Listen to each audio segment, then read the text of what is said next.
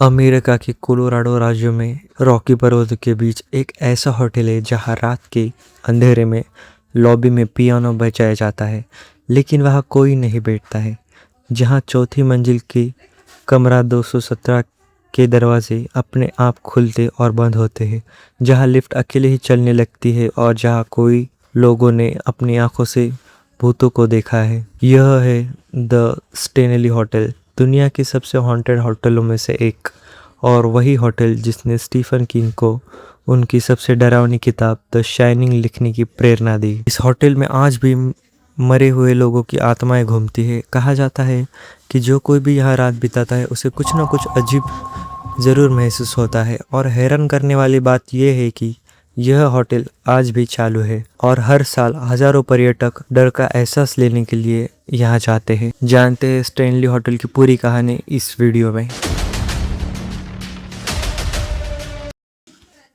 यह होटल बना था साल 1909 में। इसे बनवाया था फ्रीलन स्टेनली नाम के एक अमीर बिजनेसमैन ने। फ्रीलन स्टेनली वही शख्स थे जिन्होंने स्टेनली स्टीमर कार का आविष्कार किया था। फ्रीलन स्टेनली को टीबी थी। डॉक्टरों ने उन्हें ठंडी और साफ हवा वाली जगह पर रहने की सलाह दी, तो वह अपनी पत्नी फ्लोरा के साथ कोलोराडो के स्टेट पार्क आए और वहां उन्होंने एक शानदार होटल बनवाया।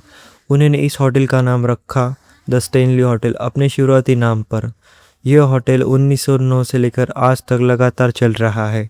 यह होटल 140 कमरों वाला है और रॉकी पर्वतों के बीच स्थित है। इसकी खूबसूरती देखते ही बनती है, लेकिन इस होटल की खूबसूरती के पीछे छिपा है एक डरावना रहस्य। होटल बनने के कुछ ही बाद 1911 में फ्रीलन स्टेनली की पत्नी फ्लोरा स्टेनली इस होटल में रहती थी। उन्होंने कई बार दावा किया कि उन्हें होटल में अजीब आवाजें सुनाई देती है और कभी कभी तो उनका पियानो अपने आप बजने लगता है। फ्लोरा स्टेनली की मौत 1911 में ही इसी होटल में हुई थी और कहा जाता है कि उनकी आत्मा आज भी इस होटल की लॉबी में घूमती है, खासतौर पर उस पियानो के पास जो उन्हें बहुत पसंद था। फ्लोरा के अलावा एक और आत्मा है जो इस होटल में घूमती है, मिसेज विल्सम। मिसेज विल्सम 1900 के दशक की शुरुआत में इस होटल की हाउसकीपिंग पर थे। कहा जाता है कि वह अक्सर लोगों को उनके कमरे तक पहुंचाने में मदद करती है, लोगों को उनकी खोई हुई चीजें वापस दिलाती है, और सबसे हैरान करने वाली बात, जब लोग मिसेज विल्सम को देखते हैं तो वह 1900 के दशक की वेशभूषा में दिखाई देती है। स्टेनली होटल की एक अनोखी पॉलिसी है, यहाँ के कर्मचारियों को भूतों के बारे में बात करने की इजाज़त नहीं है, लेकिन फिर भी कर्मचारी और मेहमान दोनों ही भूतों का अनुभव साझा करते हैं। अब बात करते हैं इस होटल को दुनिया भर में मशहूर करने वाले शख्स की, स्टीफन किंग। स्टीफन किंग दुनिया के सबसे मशहूर हॉरर लेखक है। उन्होंने द शाइनिंग, IT कैरी जैसी किताबें लिखी है। 1974 में स्टीफन किंग और उनकी पत्नी तबीथा इसी स्टेनली होटल में रुके थे। उन्होंने होटल का आखिरी कमरा लिया था जो उस समय खाली था, और वह था कमरा नंबर 217। स्टीफन किंग ने खुद कई इंटरव्यू में बताया कि उस रात उन्होंने होटल के अंदर भूतों को देखा। एक इंटरव्यू में उन्होंने कहा, मैं रात को उठा तो मैंने देखा कोई मेरे कमरे के अंदर आ रहा है। मैंने उसे पकड़ने की कोशिश की, लेकिन वह गायब हो गया। उसी रात स्टीफन किंग ने सोचा, अगर कोई इस होटल में अकेले रहे और यहाँ के भूत उसे पागल कर दे तो कैसा होगा। उसी सोच से जन्म हुआ द शाइनिंग का, जो आज तक एक सबसे बेस्ट हॉरर किताब में से एक है। बाद में इस किताब पर स्टेनली कुब्रिक ने एक फिल्म बनाई जिसका नाम था द शाइनिंग। इस फिल्म में होटल का नाम बदलकर द ओवरलुक होटल रखा गया, लेकिन असल में यह स्टेनली होटल ही था। स्टेनली होटल का सबसे डरावना और सबसे मशहूर कमरा है कमरा नंबर 217। यह वही कमरा है जहां स्टीफन किंग रुके थे, और यही वह कमरा है जिसके बारे में सबसे ज़्यादा पैरानॉर्मल एक्टिविटीज़ बताई जाती है।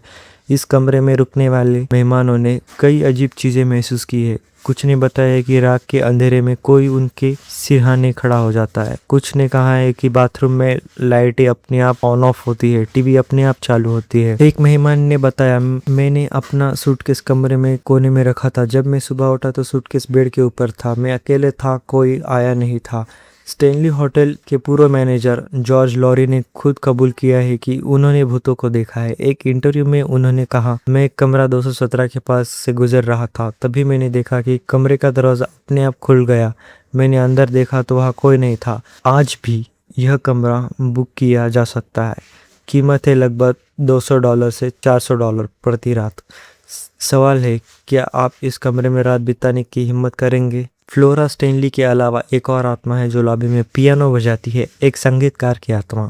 कहा जाता है कि 1920 के दशक में एक संगीतकार ने इस होटल में आत्महत्या कर ली थी। उसके बाद से लॉबी का पियानो अक्सर बिना बजाए अपने आप बजने लगता है। एक और मशहूर भूत है, the boy in the blue suit. लोगों ने बताया कि उन्होंने चौथी मंजिल के कॉरिडोर में नीले सूट में एक छोटा लड़का दिखा देता है। वह लड़का मेहमानों से खेलने के लिए कहता है और फिर अचानक गायब हो जाता है। सबसे हैरान करने वाला मामला है लॉर्ड ड्यूडेडिन। यह एक वह अंग्रेज राजकुमार था। उसने 1909 में इसी होटल में 2 हफ्ते बिताए थे और कहा जाता है कि उसी आत्मा आज भी इस होटल में घूमती है। होटल के कई कर्मचारियों ने बताया है कि उन्होंने कई बार भूतों को देखा है, लेकिन होटल की पॉलिसी है कि वे इस बारे में बात नहीं कर सकते, नहीं तो उनकी नौकरी चली जाएगी। आज यह होटल सिर्फ एक होटल नहीं है, यह एक पर्यटन स्थल बन चुका है। यहाँ हर साल पैरानॉर्मल टूर्स कराए जाते हैं, जहाँ लोगों को भूतों की कहानियाँ सुनाई जाती है और होटल के हॉन्टेड कमरे दिखाए जाते हैं। दुनिया भर के घोस्ट हंटर्स, पैरानॉर्मल इन्वेस्टिगेटर्स इस होटल में आते हैं रात के अंधेरे में भूतों का रिकॉर्ड करने के लिए।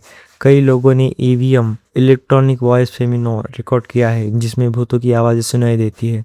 कई मशहूर हस्तियाँ भी इस होटल में आ चुकी है। John Wayne, Brad Pitt, Johnny Depp सभी इस होटल में रुकना पसंद किया है और उनमें से कई ने भूतों का अनुभव भी किया है।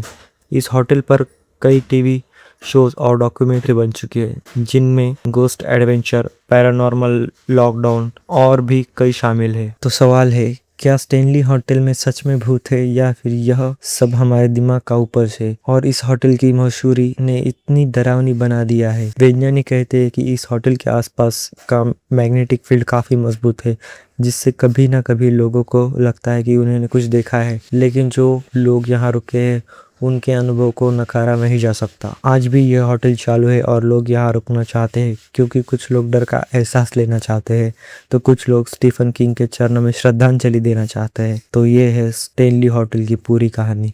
मिलते हैं नेक्स्ट वीडियो में।